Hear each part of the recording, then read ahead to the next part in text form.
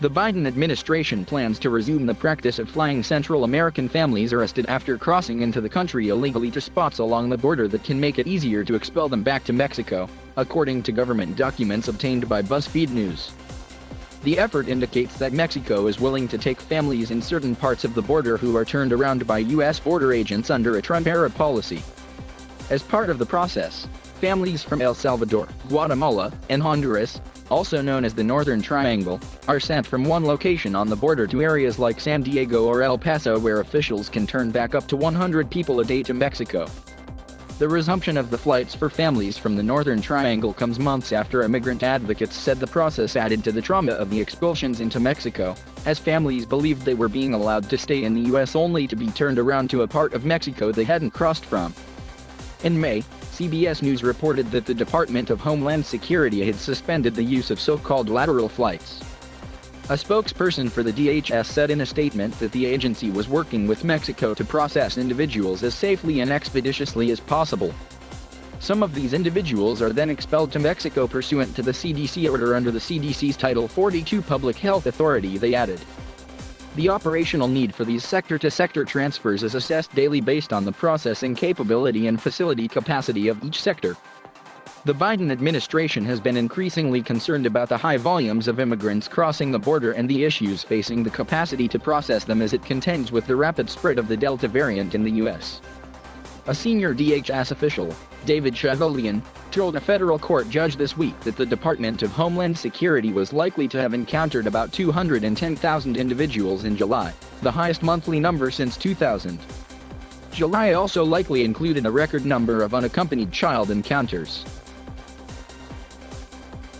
And the second highest number of family unit encounters, Shaholian added. The increase in numbers has been acutely felt in the Rio Grande Valley, where Shaholian said the capacity to hold people had been stretched. The filing came as part of the administration's reasoning to continue with the Trump-era policy, which has led to tens of thousands of immigrants being expelled at the southern border, including those who fled their home countries and are seeking protection. Since March 2020, border officials have used a section of the Public Health Code known as Title 42 to immediately turn back immigrants at the border in order to halt the spread of the coronavirus. Previously, immigrants had the opportunity to claim fear of being returned to their home countries, something that's unavailable when deported under Title 42. Overcrowding challenges DHS's ability to effectively execute many of its core public health mitigation and countermeasure activities.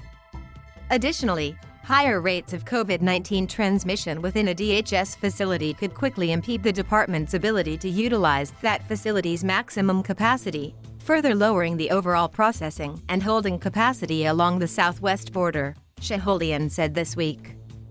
The U.S. has also begun the process of flying those expelled under Title 42 into southern Mexico, DHS officials said, as an effort to combat people crossing the border repeatedly. Reuters, first, reported the news on Thursday. The number of families crossing the southern border and being allowed to stay in the U.S. has increased after Mexican officials passed a law prohibiting undocumented immigrant children from being held in their detention centers. With no space to hold the families in U.S. facilities, and Mexico refusing to take them back, they started to be released in Texas border cities. In April, Biden said he was negotiating with the president of Mexico to address the issue. "I think we are going to see that can change," he said, adding that the families should all be going back and that only unaccompanied children would be the exception. The ACLU had been in negotiations with the U.S. government for several months over blocking the use of Title 42 against families. The ACLU represents 6 families who fled their countries and were seeking safety in the U.S. Those negotiations broke down this week and the lawsuit is set to resume. Prior to the policy, the group contends, the families would have had a chance at seeking asylum at the border. Instead, under the Title 42 policy, immigrants and families at the border must affirmatively state they are fearful of being tortured in their home country in order to get the chance at a screening for protections.